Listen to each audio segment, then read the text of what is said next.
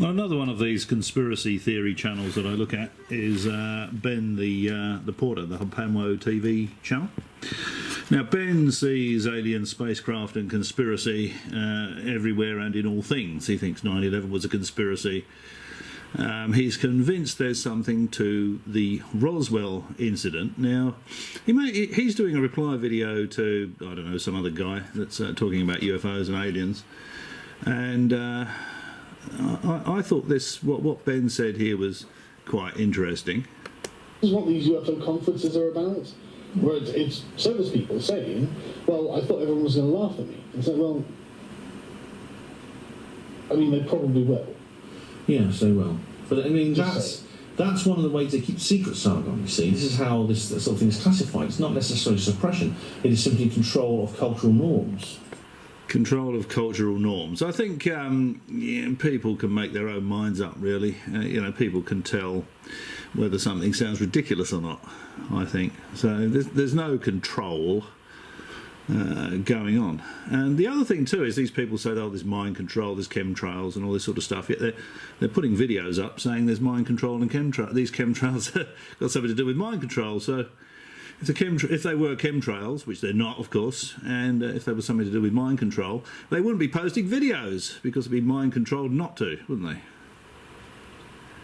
they? It is funny, this stuff. I mean, So another thing was on that. I watched this documentary on Netflix the other day, and it's by some guy who claims it's been abducted, dozens of times. And I just googled it. It turns out he's been faking everything for fucking years. Faking like this alien in the window and stuff like that. Oh, that's Stan Romanek. Well, again, that's a bit of a straw man, Sargon. Come on, there's better things than that. There's much more credible. There's much more credible examples you could have given. If you don't want to give them, then if you don't want to give better examples, then I've got to conclude maybe that you are avoiding giving good examples because it's. Yeah, now Ben avoids good examples. Ben is convinced there's something to the Roswell incident. Of course, it gives him something to do. He could wear his Roswell 70 t-shirt and write his Roswell books. But I actually posted a link to a statement made by Mac Brazel, which is actually on this channel, describing the Roswell debris. Now, Mac Brazel was the guy that found the Roswell debris. It wasn't found on July the 7th, it was found on July the 14th. He describes it as bits of tin foil, balsa wood sticks and all this sort of stuff. Now, I posted a link to that on Ben's channel, might have been one of his Roswell videos, but he chooses to ignore that. The person that found it, he chooses to ignore. Now, that's a pretty good example, and he's choosing to ignore it. So he's doing exactly what he's suggesting this other chap is doing. I haven't looked all the way through this. I'm gonna pause this here, and I'll have a quick flick through it and see what else I can find. Oh yes, that was it. Ben said that he chooses to, when it comes to Roswell, he chooses to believe Dr. Jesse Marcel and his son, rather than Mac Brazel, the guy that actually found it. Now, Jesse Marcel was not a doctor. He was, I think he was a major in military intelligence, and he was known for telling tall tales. He told people he was a decorated combat pilot when he wasn't a pilot at all. And Dr. Jesse Marcel was Jesse Marcel's son, or Dr. Marcel was Jesse Marcel's son. He became a medical doctor later in life, so he's not going to know anything about any kind of technology, is he? And he was about 7 years old at the time, so Ben is just as guilty as this other chap of picking, he cherry picks what he wants to tell you. Anything that fits Ben's story, he cherry picks. So he completely ignores Brazel's statement, who's clearly not describing any kind of alien spacecraft. And he decides to go with the fanciful yarn generated by Jesse Marcel.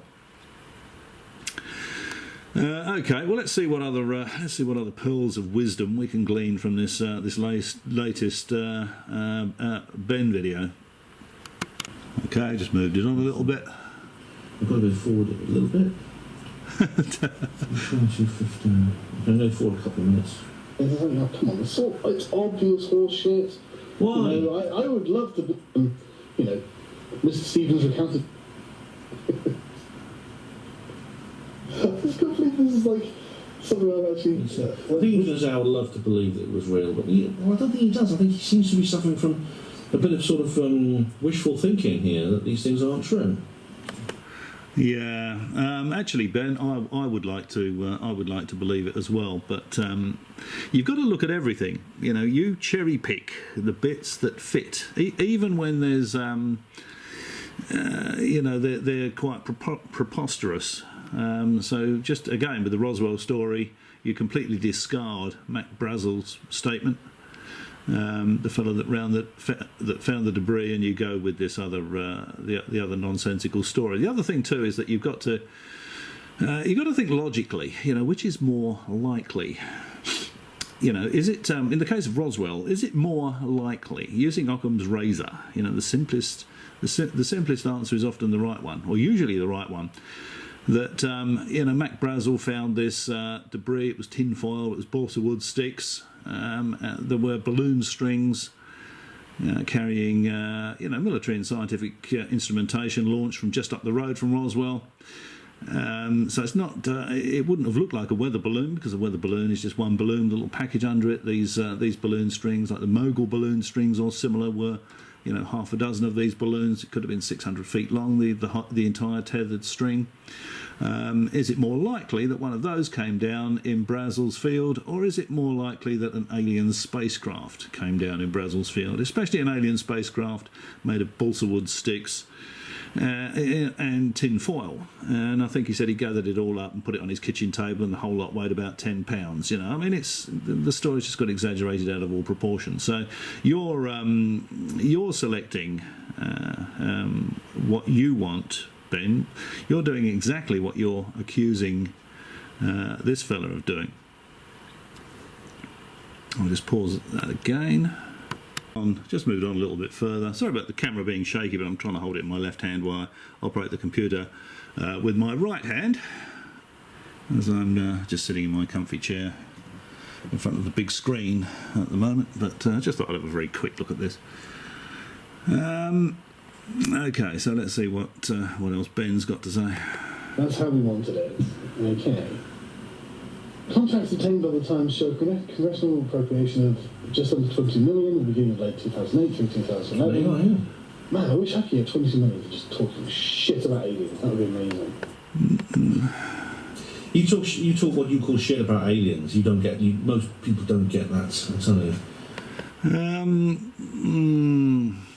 No, I mean, obviously, if they put 22 million in the pot for this, for investigating unidentified flying objects, they were interesting enough to spend 22 million on these unidentified aerial phenomenon. I mean, I don't doubt this. Some of this stuff is this stuff is going on. I think there's probably about 1% wheat amongst all this absolute rubbish that you see on the internet about ET and aliens and people being abducted and all that sort of stuff. I do believe there's something to it.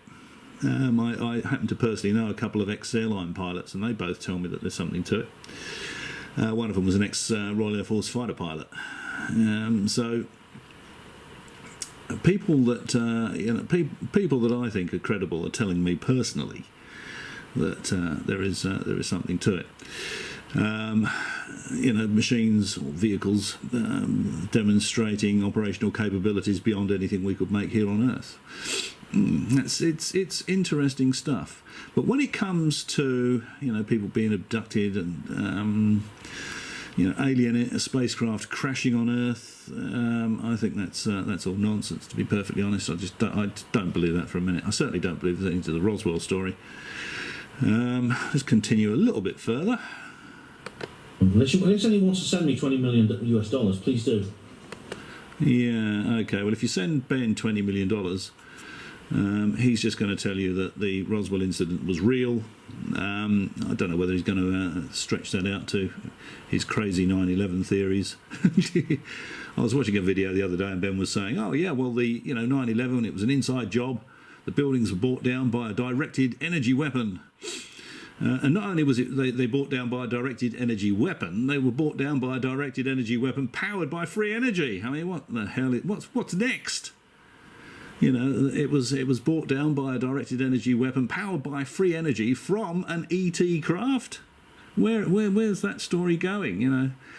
Absolute nonsense, of course. We all know exactly what happened with 9/11 because most of us witnessed it live on TV as it was unfolding. Terrorists hijacked aircraft and flew them into the buildings. It's as simple as that. There's no, you know, you can weave it into any kind of yarn you like, you know, for dramatic effect. But that's what happened. Some guys hijacked some planes and flew them into some buildings. Anyway, I'm going off at a tangent here, but anyway, Ben he's not as bad as Miles, I don't think, quite. But Ben is another channel that I look at mainly, well, for amusement, really, for entertainment. I don't really take anything seriously that I see on there. But Ben's always good for a bit of a chuckle over, a coffee and some chocky digestives. Yeah, I've got a donate button on the HPANWO TV blog. Oh, yeah, it's okay. I'll pause that there. Okay, let's go. Research and assessments of the threat posed by the objects. The funding went to Mr. Bigelow's company. Yeah, okay, we'll put in 22 million in the pot to assess whether these things are, a threat. I think that's fair enough, because. They've been tracked on radar. Military pilots have seen them. Something is going on.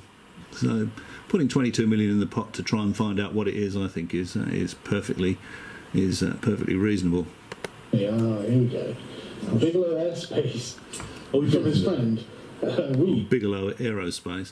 I think Bigelow made his money with real estate, and everybody knows real estate agents make their money with bullshit. Now, I haven't researched Bigelow, but, would you trust a real estate salesman? Would you trust a second-hand car salesman? I personally wouldn't. But, under his direction, the company modified buildings in Las Vegas for the storage of metal alloys and other materials. Yeah. So Bigelow Aerospace modified buildings for the storage of materials from alien spacecraft. Now, I don't believe that. I can't imagine what sort of modifications you might need to make.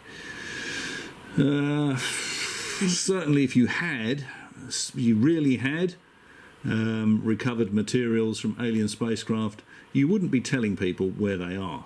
Because supposing I was an eccentric multimillionaire, and I might even have a small private army that I make money out of by doing jobs in Africa and places like that. And I might say to my chaps, okay guys, got a little job for you this week. I want you to go to this particular building. Well, I want you to just do a bit of research. There's a few buildings owned by Bigelow Aerospace around Las Vegas. Supposedly there's some recovered alien material there. I'd like you to find out which building it's in, which buildings it's in. Go and get me a couple of samples. There's a bit of a bonus in it for you. There'll be people like that out there. So that, I think, personally, is ridiculous. Mr. Elizondo and program contractors have said been recovered from unidentified aerial phenomena. He didn't actually say that. Mr. Elizondo avoided the question when he was asked that the other day. He was asked if they have any physical, material, and he said, "Oh, well, they do leave residue, like electromagnetic residue, this, that, and the other." And he gave a politician's answer. He went off at a tangent, and he didn't answer the question. This is where it starts getting Reeves of the Lost Ark-ish, isn't it? Well, researchers have also studied people who said they have experienced physical... Raiders of the Lost Ark is an interesting film. All that series is true because... Well, that series is very interesting because they do. I mean, the thing is, this sort of thing is real. Yeah. In Ben's opinion, this sort of thing is real. Of course, it isn't real.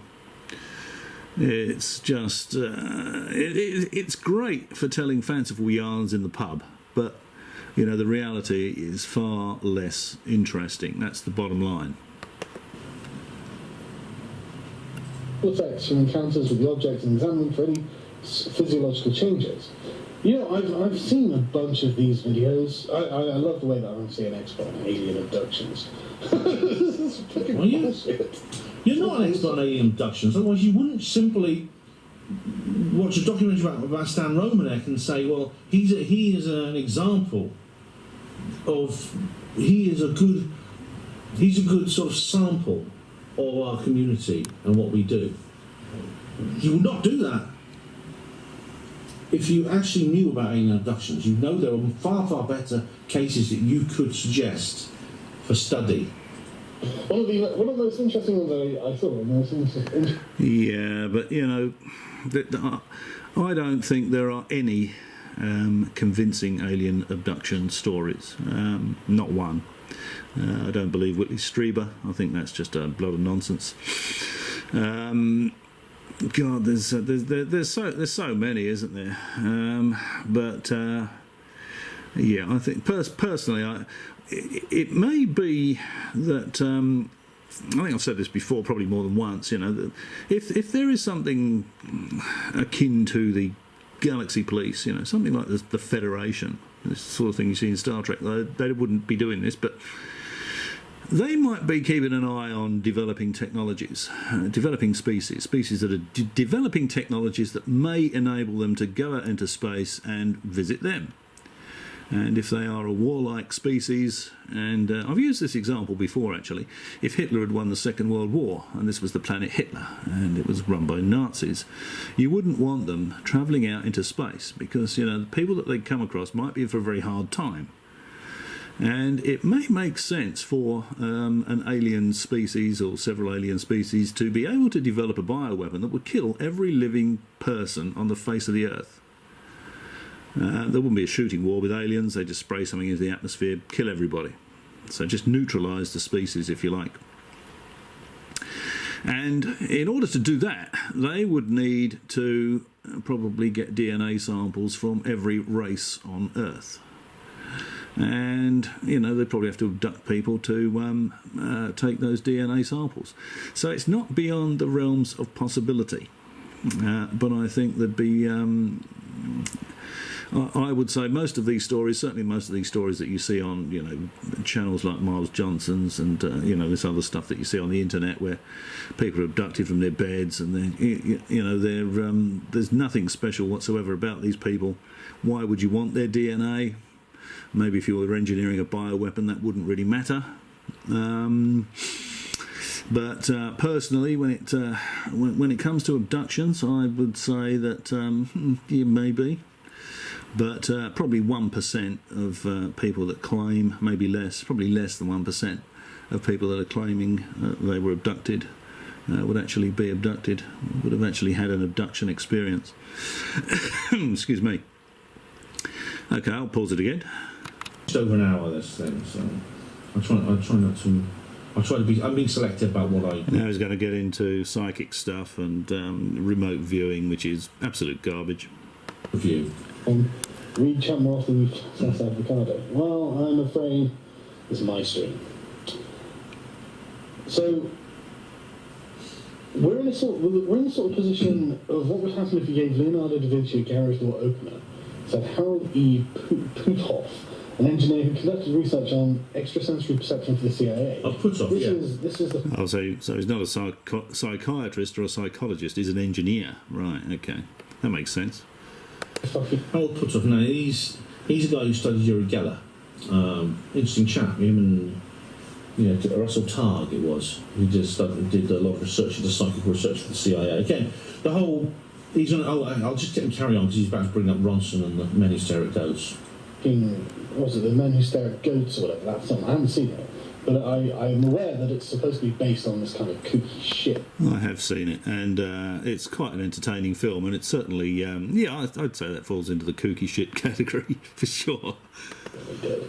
And I bet that no one got to have any kind of mind control over goats. Look, it's not kooky shit, as you call it.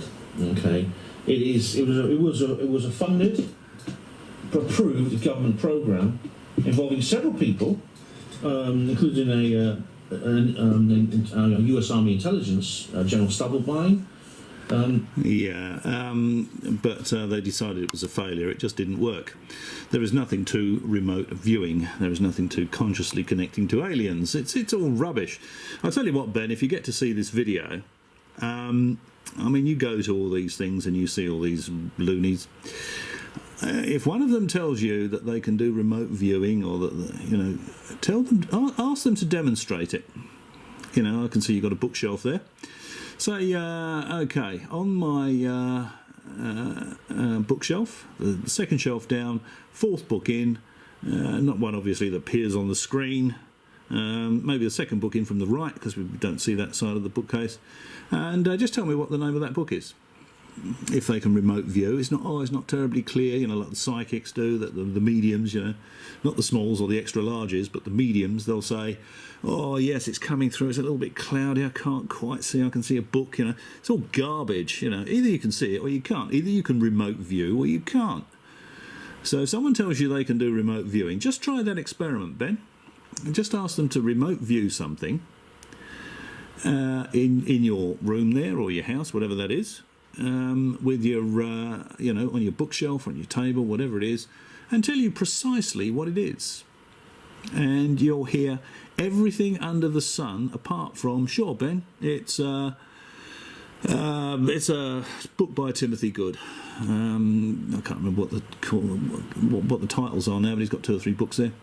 And there's bound to be one of those on Ben's shelf. Actually, no, that's a bad example, isn't it? Make it something non-UFO related, Ben, because they might just by luck stumble across it. But I had one of these nuts at work. He believed in free energy. He was trying to develop a device for producing free energy, and I said, you're wasting your time. He wanted me to give him a hand with it, and I said, certainly not. He said that aliens were running the planet, and I said, well, tell them, next time you see them, tell them they're doing a piss poor job. And he also said that he could do remote viewing. So I said to him, okay, you can do remote viewing. I've got a very unusual object in my lounge room. Can you tell me what it is and whereabouts in the lounge room it's sitting? And he said, I choose not to demonstrate my remote viewing ability. In other words, he's full of shit. You know, it's not real. It's rubbish. Okay, well, I'll pause it there again. The movie with Jeff Bridges and that other little squid. That's not very good. I recommend rather. The other little squid. So presumably you wouldn't like to look like George Clooney then, Ben? Ronson's documentary, Crazy Rulers of the World, and also his book, The American Hysteric Codes, which is much better than his previous works, things like Them and the conspiracy theory stuff he did. The one he did on David Icke was awful. No, this is a lot better. Yeah, put a line through David Icke. It's nonsense. It was a real project, Sargon, and it was taken seriously. It was taken seriously, and it was taken seriously for a long period of time, which means it was getting results. Well, not necessarily. It may mean that you know, people told people that it was getting results in order to get funding, because they were having a jolly good time playing around with this stuff. And I think the way it worked was that the Americans tried this kooky remote viewing program. I can't remember where it was based now, but there's what's that doco called? There's a good doco that I saw. What the hell was that called? If I can find it, I'll leave a link to it below. But it's quite a good documentary. But I think it's quite a lot of fanciful tripe, personally. What was it? I think the Russians found out that the Americans were playing around with this thing, so they started their own program. They thought there must be something to it if the Americans are playing with it, so we'll start a program up. CIA then finds out that the Russians are playing around with remote viewing and psychic intelligence, so they report that back to Langley, and the Americans say, well, you know, if the Russians are playing around with it, there must be something to it. We'll put more money into our remote viewing program. But the bottom line is, it's all rubbish.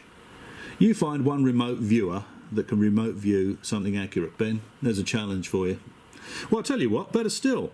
You find a remote viewer that can remote view the peculiar object I have in my lounge room. And tell me where in the lounge room it is and what the object is. There's a challenge for you. which are probably classified. You probably don't know about a lot of it because it was classified. Yeah, well, that's... yeah. It's always classified, isn't it? Yeah. Of course. Okay, so... what's this? Oh, I thought for a second there that might have been the 1952... I've got UFOs on the brain. I thought that might have been the 1952 UFO thing, but never mind. Which was, of course, a reconstruction done by the History Channel, by the way. If you ever see a video of, is that Congress or the Senate, whatever it is, in 1952 with all the spacecraft flying behind it, that is not real footage from the time. Ben may think otherwise. Actually, I don't know his opinion on that one. But that was a recreation done for the History Channel. There is no video or no pictures of that incident, supposed incident, alleged incident. But if it's carried on, I mean, what Ronson uncovered, I think, was just the tip of the iceberg. No, I think there's some very interesting things you can do with psychology. And, you know, people can be easily fooled into thinking there's something going on. If you watch Derren Brown, who is a psychological... he plays with people's minds, basically, but it's really quite remarkable. So if you watch Derren Brown, any of his sort of programs, you'll see very quickly that you know, he always says he has no special powers. It's all a con, and he carries out these demonstrations to show that you know, he can come up with all this stuff and how it works. And of course, there's nothing, you know, supernatural, extrasensory about it. Nothing whatsoever. But the iceberg is there. It lasted. It wasn't just a flash in the pan thing, a folly which they abandoned because they thought of it, because... Well, they did abandon it, Ben, but it might have been a little bit later. OK, I'll pause it there. But the bottom line is they abandoned it because it was rubbish. The Guardian. Basically the same information, if I recall correctly. The Guardian are reporting UFOs. Well, you do know, of course, that you can't read The Guardian unless you're wearing a very thick white knitted jumper. I'm surprised. I really am. I really assumed that the Guardian would actually overlook it altogether. Says Ben, wearing his baseball cap backwards. Well, here we go. Podesta's actually featured in this one. Last year, John Podesta, chair of Hillary Clinton's presidential campaign, declared that he had convinced her to explore declassifying any government documents related to UFOs should she win the election. He did, and in fact, Hillary said so in the New Hampshire primaries. Now, I mean, I don't... Yeah, but the thing is, you got a short memory, Ben. Bill Clinton said exactly the same thing, and he was elected, and he got in, and he, from my recollection, Bill Clinton was president of the United States. Never revealed anything. It's just it's a way of buying votes. You know, there's nothing to it. It's rubbish. Okay, pause it there. Okay, I've just moved on a bit. I think he actually mentions Bill Clinton here. This is form which you tie them together, and then I was talking about Clinton tying his shoelaces. This is Hillary, of course. He wouldn't trust her to tie his shoelaces. A drawing pin on my chair, but the fact of the matter was, this did happen. Okay, this was discussed at that level. Unlike Stephen Bassett, I don't. Yeah, but they're people, Ben. You know, I mean, Hillary Clinton and Bill Clinton, they're just people. And they have an interest in UFOs. I think Prince Philip has an interest in UFOs, or Prince Charles. There's someone in the royal family that's quite into it. It doesn't matter who you are. Who you are doesn't determine what things interest you. I don't believe that the defeat of Hillary Clinton is actually an obstacle in the quest for possible willing disclosure. If anything, it's the other way around. I've done an entire video on that called UFO Disclosure 2017, What About Trump? Yeah, I saw a thing about Bill Clinton. I might have a look at that one. Always good for a giggle is Ben. He was on a talk show where he was like... Jimmy Kimmel. They were asking him, so, you know, were you able to find anything about aliens? And he was like, well, I did ask. So, yeah, okay. Yeah, Bill Clinton made several rather cryptic and suggestive statements about UFOs, indicating that he thinks they're real, but the truth's out there, but he doesn't know about it. Yeah, well, that is fair enough, you know. I mean, he's got an interest in the subject. He thinks they're probably real. Like myself, I think, some of them probably are, but it'd be a very, very small percentage. But he doesn't have any proof that they are, any more than I do. So that's what he's saying, I think Ben thinks there are warehouses full of recovered alien spacecraft, which is absolute nonsense. I don't know whether it's further on in this or further back, but he was talking about the Los Angeles incident during the war, I think it was, where there was an illuminated craft, or some people say it was an illuminated craft. They had a lot of searchlights concentrated on one particular spot, and they were putting lots of artillery shells into it and everything else. And of course, nothing happened. So let's assume that that's real. And they're putting all the artillery, they're giving it everything they've got, and they can't, they can't bring this thing down. It doesn't even know they're there. So, what is going to bring down alien spacecraft that you might have stuck in a shed somewhere? What's going to bring down this supposed thing at Roswell? It's nonsense. Steve Bassett says, and he may be right, that Clinton is essentially putting in a disclaimer. He's saying, look, don't blame me. It was like when he did this speech. He did a speech where he talked about a letter he received from a 12-year-old boy. Hang on, I'll pause that there. I can't take you at your word for this. I mean, I don't know taking the media at their word for anything, but especially when it was something like this. Bullshit. And something happened to the Kilroy event, Spring Plank Warston, and this was Ralph Blumenthal, one of the authors of the New York Times. Oh, this is one of the journalists that's been covering it, Ralph Blumenthal. He's done an interesting article and he's appeared on a couple of news stories about this. The New York Times report told MSNBC. I mean, I don't think if I was a journalist, I could go on TV and start talking about alien materials. Why not, if the evidence is there? Why not if the evidence is there? Well, yeah, I couldn't agree more, Ben. It never is, though, is it? There never is any evidence. There's a few fuzzy videos and there's a lot of bullshit stories, but there is no evidence.